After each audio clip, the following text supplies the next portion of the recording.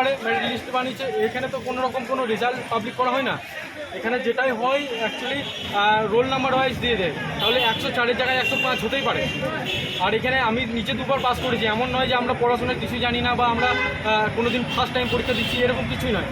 আমাদের কাছে মানে এতটা অভিজ্ঞতা আছে যে আমরা বুঝতে পারি যে আমরা কতগুলো ঠিক করে এসেছি। হতে পারে ভুল, আমরা বলছি না যে ভুল হতে পারে, কিন্তু এত ছেলে এরা সব এসএসসি জিডিতে একটা ছেলে 142, কেউ 140 এরকম নম্বর পাওয়া ছেলেদের লিস্টে নাম নেই, তাহলে কি তাদের পড়াশোনার কোনো দাম নেই? কি নাম? এসকে আজাদুদ্দিন।